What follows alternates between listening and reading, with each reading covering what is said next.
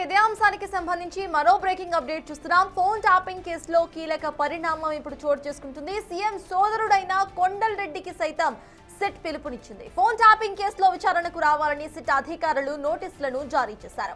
CM Revanth Reddy కుటుంబ సభ్యులకు SIT అధికారులు నోటీసులు ఇచ్చారు. రేవంత్ రెడ్డి ప్రతిపక్ష నేతగా ఉన్న సమయంలో కొండల్ రెడ్డి ఫోన్ ట్యాప్ అయినట్టుగా సిట్ గుర్తించింది.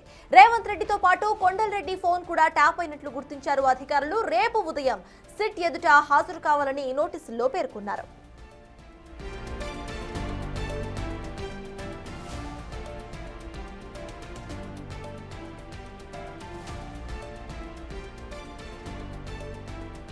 ఇదే అంశంపై పూర్తి details my associate input editor Nagesh అందించడానికి సిద్ధంగా ఉన్నారు. నగేష్, చెప్పండి, ఇటు ఫోన్ ట్యాపింగ్ కేసులో కీలకంగా అప్పట్లో ప్రతిపక్ష నేతగా ఉన్న రేవంత్ రెడ్డితో పాటు ఆయన తమ్ముడి ఫోన్ సైతం ట్యాప్ చేసినట్టుగా అర్థమవుతోంది. ఇంకా వీళ్ళని సిట్ రేపు నోటీసులు సర్వ్ చేసినట్టుగా తెలుస్తోంది. దీనికి సంబంధించి అసలు అప్డేట్స్ ఏంటి అండ్ విచారణ ఏ రకంగా జరిగే అవకాశం ఉందనుకోవాలి నగేష్? అంటే సిట్ చీఫ్గా సజ్జనార్ను నియమించిన తర్వాత ఫోన్ ట్యాపింగ్ కేసులో దూకుడైతే పెరిగిందని చెప్పొచ్చు. ఎందుకంటే వరుసగా చాలామందిని ఇప్పటికే విచారణకు పిలుస్తున్నారు. వాళ్ళ ఫోన్ ట్యాప్ అయిన విధానాన్ని పూర్తిగా సిట్టు పర్యవేక్షిస్తుంది. కొన్ని ఇష్యూలలో మాత్రం ఇప్పటికీ గతంలో సిట్టు నడిపిన సిద్దిపేట సిపిగా ఉన్న విజయ్ కుమార్ని పిలిచి ఆయన నుంచి కూడా చాలా వివరాలు సేకరిస్తున్నారు. మొన్న రీసెంట్గా ఎమ్మెల్సీ నవీన్ రావును 8 గంటల పాటు, అంటే 8 నుంచి 10 గంటల పాటు జూబ్లీహిల్స్ పోలీస్ స్టేషన్లో విచారించారు. ఇవాళ నవీన్ రావు ఫాదర్ కొండల్ రావుని కూడా విచారణకు రమ్మని పిలిచారు. కానీ తన వయసు పైబడిందని చెప్పి ప్రస్తుతం అయితే సిట్ చీఫ్ సజ్జనార్కి లేఖ రాస్తూ కొంత టైం అడిగారు. ఒకవేళ వయసు సహకరించకుండా ఇబ్బందిగా ఉంటే మాత్రం ఖచ్చితంగా సిట్టులోని ఏదో ఒక అధికారి కొండలరావు ఇంటికెళ్ళి విచారించే అవకాశం కనిపిస్తుంది. నెక్స్ట్ మాధవరం కృష్ణారావు కొడుకు సందీప్ రావు కూడా నోటీసులు ఇచ్చారు. సందీప్ రావు ప్రస్తుతం విదేశాల్లో ఉన్నాడని చెప్పి సమాధానం ఇచ్చారు. మాధవరం కృష్ణారావు సజ్జనార్తో మాట్లాడి కొంత టైంని తీసుకున్నారు. కానీ ఇందులో బిగ్ ఇష్యూ ఏంటంటే సీఎం రేవంత్ రెడ్డి తమ్ముడు కొండల్ రెడ్డికి నోటీసులు ఇచ్చారు. గతంలో అంటే ప్రతిపక్ష నేతలుగా ఉన్న సమయంలో పిసిసి ప్రెసిడెంట్గా రేవంత్ రెడ్డి ఉండేవాడు. రేవంత్ రెడ్డి వాళ్ళ బ్రదర్ తిరుపతి రెడ్డి కొడంగల్ కాంగ్రెస్ ఇన్ఛార్జిగా గత కొద్ది సంవత్సరాలుగా పనిచేస్తున్నాడు. అటు తిరుపతి రెడ్డిది, ఇటు రేవంత్ రెడ్డి, కొండల్ రెడ్డిది, వాళ్ళ ఇంకో బ్రదర్ కృష్ణారెడ్డిది వరుసగా ఫోన్ ట్యాప్ అయినట్లుగా గతంలోనే కంప్లైంట్ ఇచ్చారు. ఫోన్ ట్యాప్ అయిందని చెప్పి స్వయంగా సీఎం రేవంత్ రెడ్డి అప్పుడు పిసిసి ప్రతిపక్ష నేత ఉన్న సమయంలోనే చాలా సందర్భాల్లో ఆరోపించారు. రేపు కొండల్ రెడ్డిని విచారణకు రమ్మని చెప్పి సిట్ నోటీసులు జారీ చేసింది. రేపు కొండల్ రెడ్డి తన ఫోన్తో సిట్ ముందు అటెండ్ అయ్యే అవకాశం కనిపిస్తుంది. ఎందుకంటే ఫోన్ ట్యాప్ అయిన విధానాన్ని, అప్పుడు జరిగిన సంభాషణలు కావచ్చు, అక్కడక్కడ ఏం జరిగిందన్న విషయాన్ని కూడా ఆ ట్యాప్ అయిన ఆడియో రికార్డుని కూడా కొండల్ రెడ్డికి వినిపించే అవకాశం కనిపిస్తుంది. కొండల్ రెడ్డి లాస్ట్ ఎలక్షన్లలో కామారెడ్డి ఇన్ఛార్జ్గా పనిచేశాడు. 2 చోట్ల సీఎం రేవంత్ రెడ్డి పోటీ చేస్తే అంటే కొడంగల్, ఇటు కామారెడ్డి, అంటే కొడంగల్ నుంచి గెలిచాడు, కామారెడ్డి నుంచి ఇద్దరు, అంటే అప్పటి ముఖ్యమంత్రిగా ఉన్న కేసీఆర్తో పాటు అప్పటి ప్రతిపక్ష నేతగా ఉన్న రేవంత్ రెడ్డి కూడా పోటీ చేశాడు. అంటే ఎందుకంటే అప్పుడు బిగ్గెస్ట్గా అక్కడ ఆ ఎలక్షన్ అనేది కూడా అప్పుడు జరిగిందని చెప్పచ్చు. ఆ టైంలో ఇద్దరు ఓడిపోయారు, బీజేపీ అభ్యర్థి మాత్రం అక్కడ గెలిచాడు. కానీ కొండల్ రెడ్డికి సంబంధించిన ఫోన్ని ప్రతి నిమిషం ప్రతి సెకండ్ కూడా ట్యాప్ చేసినట్టుగా ఆరోపించారు. ఈ క్రమంలోనే కొండల్ రెడ్డికి నుంచి కూడా సమగ్ర సమాచారాన్ని రేపు సిట్ సేకరించే అవకాశం కనిపిస్తుంది. ఇక మరో 2 ఎమ్మెల్యేలు కూడా సిట్ పిలిచింది. రేపు జయపాల్ యాదవ్లు, అంటే మాజీ ఎమ్మెల్యేలు జయపాల్ యాదవ్ కానీ చిరుమర్తి లింగయ్య, వీళ్ళిద్దరిని కూడా సిట్ విచారణకు పిలిచింది. ఎందుకంటే వీళ్ళ ఫోన్లు కూడా ట్యాప్ అయినట్టుగా సిట్ దగ్గర కొన్ని ఆధారాలు లభించాయి. మరి సొంత పార్టీ నేతలనే ఫోన్ ట్యాప్ చేసినట్టుగా పార్టీలో ఉన్న గత అంటే బీఆర్ఎస్ నేత ప్రస్తుత మాజీ ఎమ్మెల్సీ కవిత ఆరోపించారు. తన సొంత బాబా ఫోన్ అనిల్ది కానీ మిగతా బీఆర్ఎస్ ప్రధాన లీడర్లందరూ కూడా ట్యాప్ చేశారని చెప్పి ఆరోపించిన క్రమంలో జయపాల్ యాదవ్, చిరుమర్తి లింగయ్య వీళ్ళిద్దరు కూడా సిట్ ముందుకు హాజరవబోతున్నారు. వీళ్ళ సంబంధించిన వాంగ్మూలాన్ని కూడా సిట్ సేకరించనుంది. ఎందుకంటే ఈ కేసుకు సంబంధించి సుప్రీంకోర్టు పరిధిలో ఉన్న విచారణలో ఉన్నా కూడా ఇప్పటికీ కేసులో దూకుడు పెంచి ఛార్జ్ షీట్లు వేయాలనేది కూడా ఖచ్చితమైన అంశం కనిపిస్తుంది. ఇప్పటికే మొదటి ఛార్జ్ షీట్ ఈ కేసులో దాఖలైంది. 68 పేజీల ఛార్జ్ షీట్ని నాంపల్లి కోర్టులో ఇప్పటికే సిట్ దాఖలు చేసింది. ఎందుకంటే అప్పుడు సిట్ చీఫ్గా ఉన్న విజయ్ కుమార్ ఈ ఛార్జ్షీట్ని దాఖలు చేసి అప్పుడున్న సాక్షుల్ని అలాగే అప్పుడున్న ఎవరైతే సిట్ విచారణకు పిలిచిన వ్యక్తుల వాంగ్మూలాన్నింటినీ జోడిస్తూ కూడా ఛార్జ్షీట్ దాఖలు చేశారు.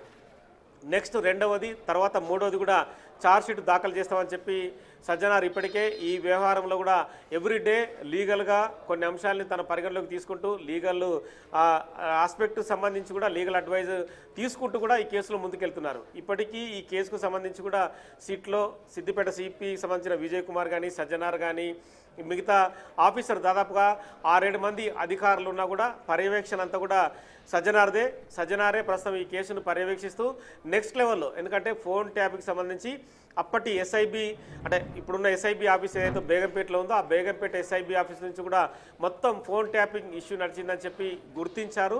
ఈ క్రమంలోనే అక్కడ ఉన్న పరికరాల్ని బయట దేశాల నుంచి తీసుకొచ్చి చాలామంది అంటే ఎమ్మెల్యేలను, ప్రభుత్వానికి సంబంధించిన అధికారులు, ప్రైవేటు వ్యక్తులను కూడా ఫోన్ ట్యాప్ చేశారు. అంటే అప్పటి ఎలక్షన్లలో ఖచ్చితంగా గెలవాలనే ఆదేశాలు అప్పటి ముఖ్యమంత్రి కేసీఆర్ ఉండడంతో ప్రభాకర్ రావు తను చీఫ్గా ఇంటెలిజెన్స్ చీఫ్గా ఉండి తన నుంచి చాలామంది అధికారులను పెట్టుకుని అంటే ప్రణీత్ రావు కానీ, భుజంగరావు కానీ, తిరుపతన్న కానీ మిగతా చాలామంది ఇందులో పోలీస్ అధికారులు ఇన్వాల్వ్ చేస్తూ కంటిన్యూగా ఫోన్ ట్యాపింగ్ అనేది చేయడం జరిగింది.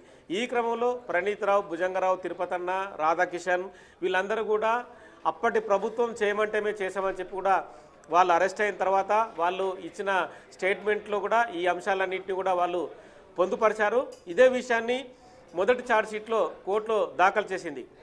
ఇప్పుడు జరుగుతున్న విచారణ అంతా కూడా కోర్టు అనుమతితోనే కంటిన్యూగా విచారణ కొనసాగుతుందన్న యాంగిల్ని తీసుకొని నాంపల్లి కోర్టు అనుమతితోనే ఇప్పుడు వీళ్ళందరికీ నోటీసులు ఇస్తున్నామని చెప్పి కోర్టుకు తెలుపుతూనే నోటీసులు ఇస్తున్నారు. రేపు సీఎం రేవంత్ రెడ్డి సోదరుడు తమ్ముడైన కొండలరెడ్డి విచారణకు హాజరవుతున్నాడు. కామారెడ్డి కాంగ్రెస్ ఇన్ఛార్జిగా ఉన్నాడు కాబట్టి తన ఫోన్ను ట్యాప్ అవడం అంటే ఎక్కడెక్కడ తిరుగుతున్నాడు కొండలరెడ్డి, ఏం చేస్తున్నాడు అని చెప్పి ఎప్పటికప్పుడు వాచ్ చేసిన విధానాన్ని కూడా కొండలరెడ్డికి అప్పుడు ఫోన్ ట్యాప్ అయిన మాటల్ని కూడా వినిపించే అవకాశం కనిపిస్తుంది.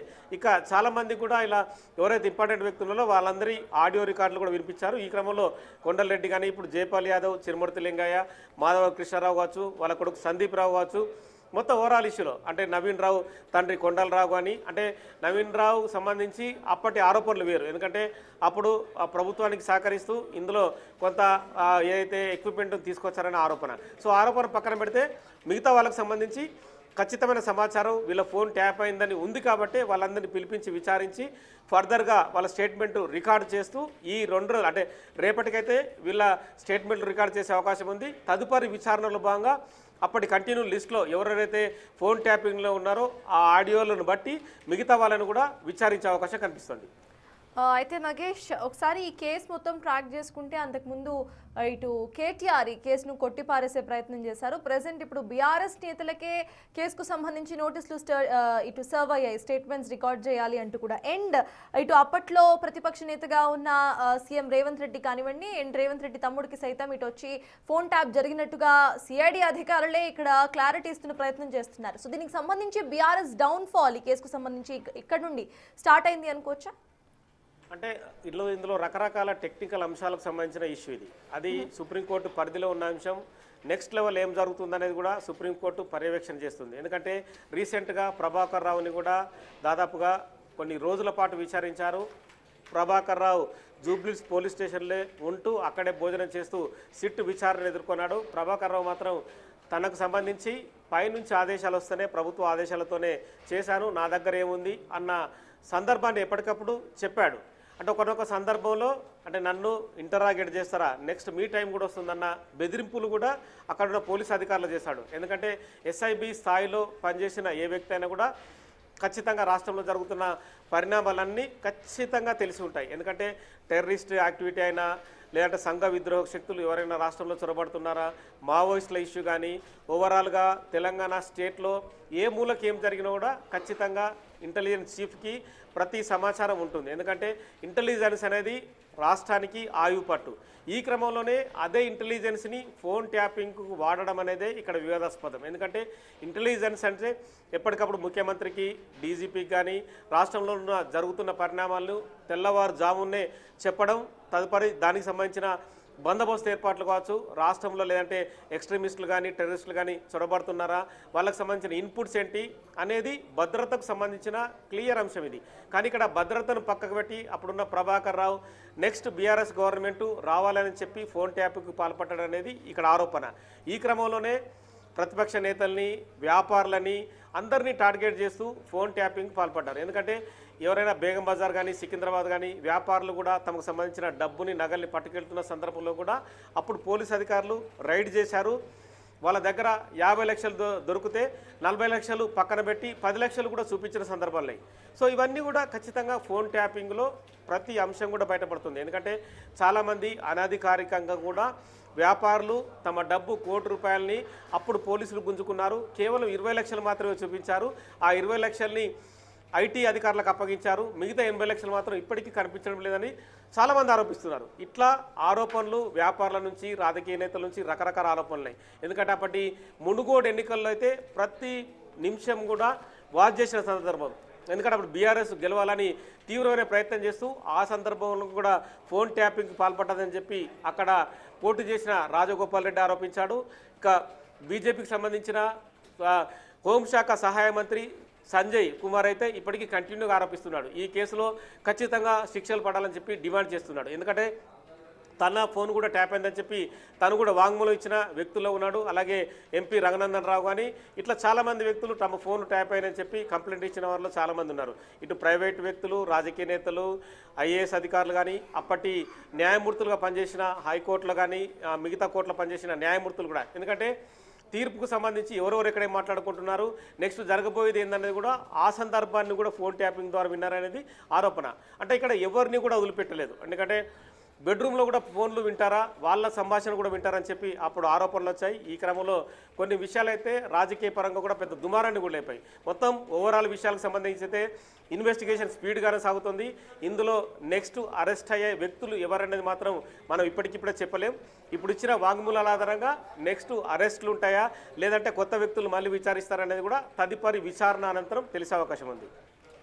ద సేమ్ టైం నగేష్, ఇటు ఇందాక మాట్లాడుకున్నట్టు బీఆర్ఎస్కు సంబంధించిన వలసలకి ప్రెజెంట్ జరుగుతున్న ఇంట్రాగేషన్స్, ఇన్వెస్టిగేషన్స్కి సైతం మనం ఇటు పొలిటికల్గా లింక్ పెట్టచ్చు అనుకోవచ్చా? ఎందుకంటే రీసెంట్గా మనం చూస్తున్నాము ఎక్కువ మంది ఇటు బీఆర్ఎస్ను వీడి కాంగ్రెస్ పార్టీలో చేరుతున్నారు. సో బీఆర్ఎస్ గనక లేకపోతే కేటీఆర్ కనుక ప్రెజెంట్ ఏదైతే అలిగేషన్స్ వస్తున్నాయో అలిగేషన్స్లో ప్రూవ్ అండ్ ఫ్యాక్ట్ అయితే బీఆర్ఎస్ డౌన్ఫాల్ ఉంటుంది కాబట్టి ముందు జాగ్రత్తగా ఇక్కడ నేతలు వలసలు వెళ్ళే అవకాశం ఉంటాయని అనుకోవచ్చా మనం?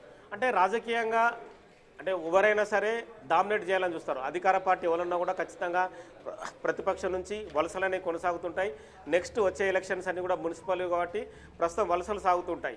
కానీ ఫోన్ ట్యాపింగ్ అనేది డిఫరెంట్ అంశం. ఎందుకంటే ఒక ప్రభుత్వం 10 ఏళ్ల పాటు పనిచేసిన తర్వాత మరో 5 ఏళ్ల పాటు అధికారంలోకి రావడానికి తన దగ్గర ఉన్న పూర్తి అస్త్రాలను ప్రయోగించి రావడమే ఫోన్ ట్యాపింగ్. ఎందుకంటే ప్రతిపక్ష నేతలు, మిగతా నేతలు, అధికారులు, ప్రైవేటు వ్యక్తులు వాళ్ళందరినీ మాటలు వింటూ 2023లో మళ్ళీ అధికారంలోకి రావడానికి అప్పటి ప్రభుత్వం తీవ్రంగా ప్రయత్నించిందనేది ఆరోపణ.